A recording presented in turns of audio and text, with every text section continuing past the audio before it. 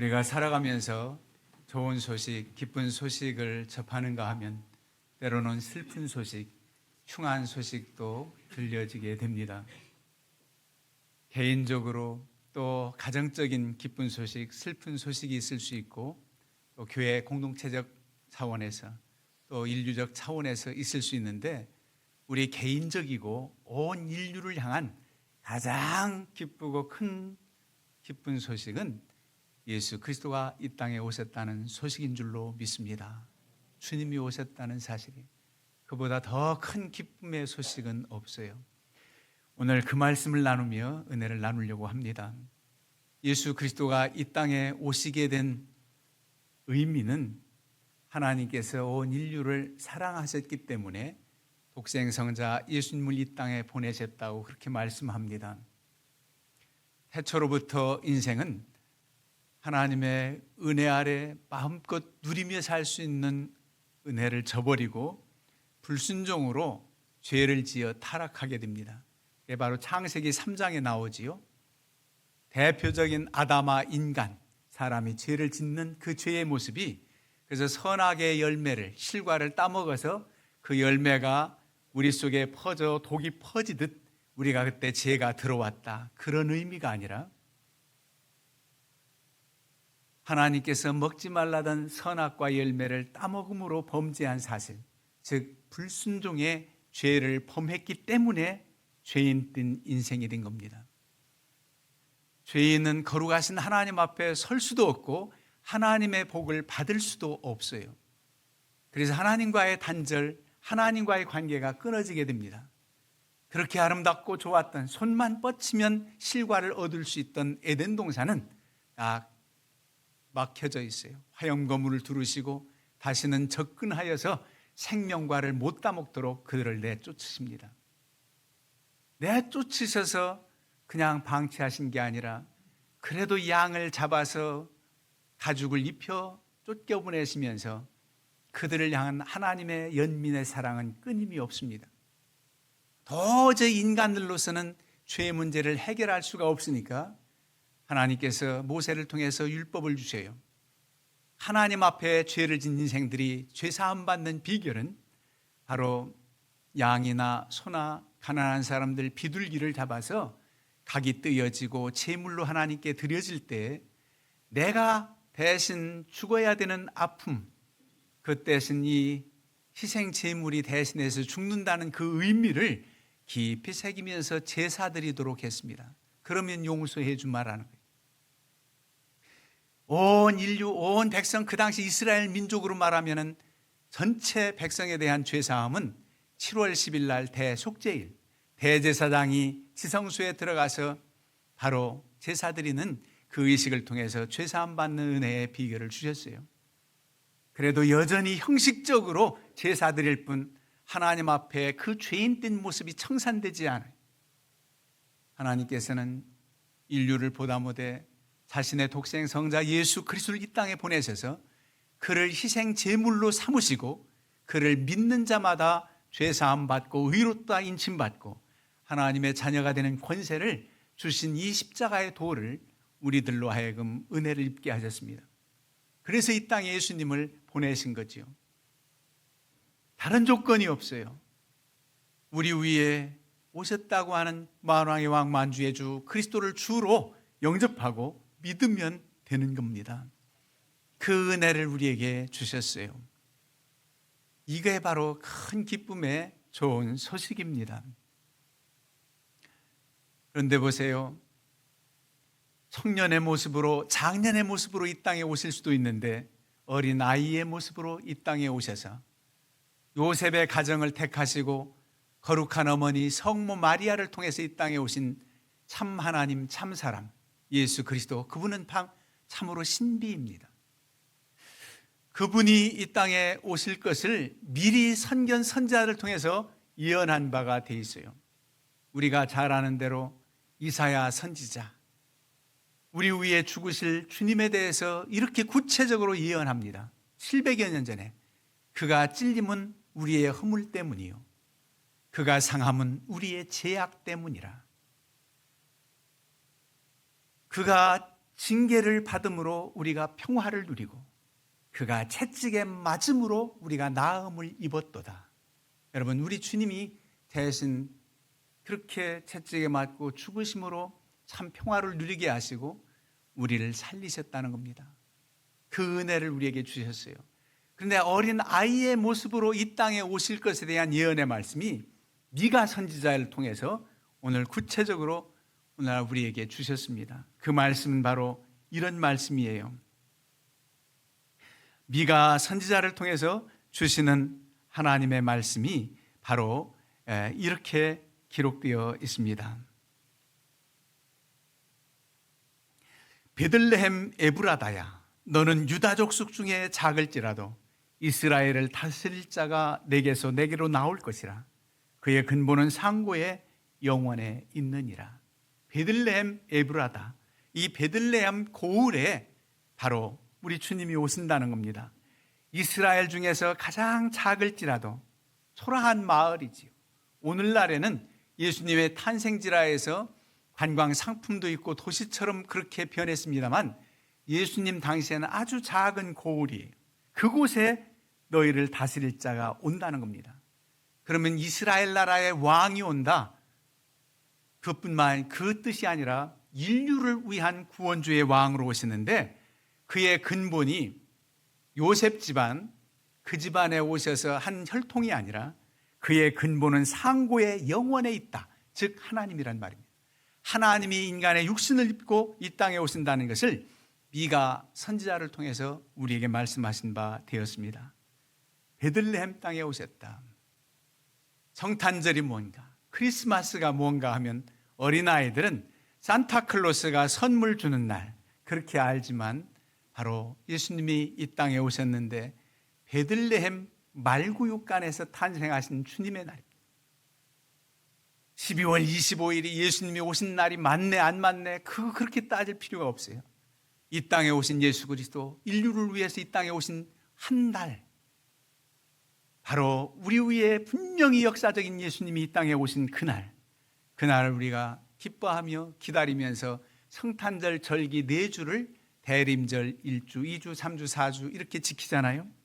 사모하는 마음으로 지키는 의미가 있습니다. 그런데 왜 하필이면 베들레헴 그 땅 고을에 오셨느냐 말이에요. 의미가 있습니다. 베들레헴은 다윗 왕의 고향입니다. 즉 다윗 계보에서 이 땅에 오신다는 말씀이 미리 예언됐잖아요. 이스라엘 백성들이 가장 존경하는 왕이라면 다윗 왕입니다. 오늘날도 다윗 왕을 제일 존경해요. 후대 사람들이 다윗 왕에 대한 경험을 하지 못했고 그 통치 아래 있지 않았지만은 그의 역사적인 기록이나 이런 것을 보아도 야, 다윗 왕 시대 대단했구나 그러면서 인정하고 존경하게 됩니다. 그 다윗 왕 계보를 통해서 이 땅에 오셨다는 거예요. 그의 아버지 목수 요셉이 다윗 집안이라는 거예요. 혈통이 그래요. 인간 육신으로는 그렇습니다. 하나님이 오셨지만 그래요. 그래서 다윗 왕 계보의 유다 족속 가운데 오셨단 말이죠. 그러면 왜 하필 베들레헴이냐? 히브리어로 벳 하면 집이라는 겁니다. 벳엘 하면 엘이 하나님이고 벳엘 하면 하나님의 집 그렇잖아요. 그럼 벳들레헴, 벳레헴이 뭐냐? 바로 레헴이 떡이라는 거예요. 즉 떡집이라는 겁니다. 이 베들레헴이 떡방앗갓집이 있었다는 거예요. 떡집, 그 의미 있는 고을에 왜 오셨는가? 예수님은 우리에게 생명의 떡이 되신다는 의미가 있습니다. 그리고 하필이면 말구유에 누이셨어요. 말구유에. 낮고 천한 자의 몸으로 오셔도 그렇게 천한 모습으로, 초라한 모습으로 오실 수가 있을까? 요셉과 마리아가 호구조사로 고향에 찾았지만은 마을마다 다, 고을마다 여인숙, 여관이 다 찼어요. 들어갈 수가 없어요. 그가 유복한 좀 여유가 있다면 웃돈을 주고서라도 아마 주인방이라도 내줄 만한 그런 여건이 됐겠지만 가난한 요셉과 마리아는 그도 없으니까 마구간에서 말구유에 아이를 낳아서 뉘을 수밖에 없는 그런 가정으로 이 땅에 오셨단 말입니다. 말구유는 뭡니까? 말이 먹는 먹이통이에요. 말구유. 즉 우리에게 생명의 떡으로 오신 예수님. 우리는 말과 같은 때로는 그런 존재예요. 말이 막 뛰어다니는 것뿐만 아니라 말의 의미가 여러 가지가 있는데 시편 32편 9절에 이렇게 기록하고 있습니다. 너희는 무지한 말이나 노새같이 되지 말지어다. 그것들은 재갈과 굴레로 단속하지 아니하면 너희에게 가까이 가지 아니하리로다. 말과 노새처럼 되지 말라. 그것들은 재갈과 굴레를 씌우지 않으면 말 듣지 않는다는 겁니다. 이렇게 불순종한 우리를 위해서 생명의 떡으로 오셨다는 거예요. 말과 같은 우리 존재, 이렇게 연약한 우리에게 주님이 오셨다는 겁니다. 우리에게 생명의 떡으로 오신 예수님, 처음 오실 때 초림할 때 아기의 모습으로 오신 말구육간, 말먹이통, 떡집, 그것에 오셨는데 어쩌면 그렇게 마지막 십자가상에 달려 죽으실 때 최후의 만찬 제자들과 식사하면서 뭐라고 말씀합니까?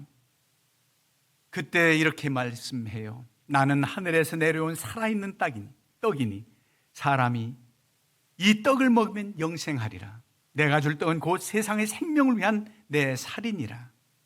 예수께서 이르시되 진실로 진실로 너희에게 이르노니 인자의 살을 먹지 아니하고 인자의 피를 마시지 아니하면 너희 속에 생명이 없느니라. 내 살을 먹고 내 피를 마시는 자는 영생을 가졌고 마지막 날에 내가 그를 다시 살리리니 내 살은 참된 양식이요 내 피는 참된 음료로다. 여러분, 막 무시무시한 것 같지요? 무슨 식인종처럼 내 살 먹어라, 내 피를 마셔라, 이렇게 하는 이유가 뭡니까? 주님과의 온전한 연합입니다. 주님과의 연합이에요. 거룩하신 주님과 우리는 연합될 수가 없어요. 도저히 하나가 될 수가 없어요. 거룩하신 주님의 몸의 지체가 될 수가 없어요. 그런데 우리를 사랑으로 용서해 주셔서 의롭다 인쳐 주신 겁니다. 우리의 죄를 없이 해주시고 도말해 주셔서 죄인은 죄인이지만 대통령 특사로 사면되면 죄가 없는 것처럼 우리를 죄사해 주셔서 의롭다 인쳐 주셨기에 돌감나무와 같은 우리가, 돌배와 같은 우리가 주님께 접붙임받아 의롭다 인치고 주의 거룩한 지체로서의 삶을 살게 됐다는 사실은 놀라운 은혜입니다. 그래서 성령이 우리 안에 내주하셔서 너희는 성령이 거하는 전이다, 이렇게 인쳐주셨습니다. 놀라운 참으로 은혜입니다. 생명이 떡이신 예수 그리스도, 그분과 연합되는 그런 은혜 가운데 모든 것이 회복되었어요. 하나님의 자녀가 된 권세, 하나님의 놀라운 은혜를 힘입어서 살게 됐다는 말입니다. 그러면 어떻게 그 많은 직종 가운데, 많은 사람들 가운데 목자들에게 나타나셨을까? 오늘 본문에 보면은 목자들에게 나타난 그 모습이 나와요. 목자들이 밤에 밖에서 자기 양떼를 지키더니 주의 사자가 곁에 서고 주의 영광이 그들을 크게 두루 비쳤다는 겁니다. 크게 무서워했다. 천사들이 나타나서 영광이 두루 비치니까 얼마나 무서운지. 주의 영광에, 어무야하신 주의 임재 아래 너무나 무서워하는 거예요. 그랬더니 천사가 이르되 무서워하지 말라. 보라, 내가 온 백성에 미칠 큰 기쁨의 좋은 소식을 너에게 전하노라. 그 초라한 목동들에게 제일 먼저 전하겠다는 겁니다. 그러면서 그 아기 분명 강부의 쌀의 구유에 누워있는 아기를 보게 될 것이다. 그러면서 목동들이 가서 경배하고 그러지 않습니까? 성탄절이 되면 아이들이 연극할 때 목자의 모습들로 해서 아기 예수께 경배하는 그런 모습이 나와요. 아기 예수께 경배하는 목동들은 선물은 없어요. 그저 경배하는 거예요. 선물을 가지고 온 것은 먼데 이방나라 동방박사들이. 그런데 제일 먼저 초라한, 참 힘들게 살아가는 목동들에게 바로 천군 천사들이 가르쳐 주는 겁니다. 여러 가지 의미가 있다고 생각해요. 다윗은 왕 되기 전에 목동 출신이었어요. 예수 그리스도 자신이 많고 많은 비유 중에 나는 선한 목자라, 너희는 양이라, 요한복음 10장에 목자의 비유를 말씀해요. 목자, 선한 목자는 양을 위해서 생명을 바치지만 사꾼 목자는 자기가 위험에 처했을 때 강도나 늑대나 떼가 걸음마 나 살려라 하고 사꾼 목자는 양을 버리고 간다는 거예요. 그러나 선한 목자는 양을 위해서 생명을 버린다는, 그게 주님의 모습이에요. 초라한 모습으로 오셨지만 양들을 위해서 오늘도 목회자들이 밤에 밖에서 자기 양떼를 지켰다는 거예요. 양들 너희들도 자고 우리도 자는 시간이다가 아니라 밤에도 양을 지켜야 만드는 목자.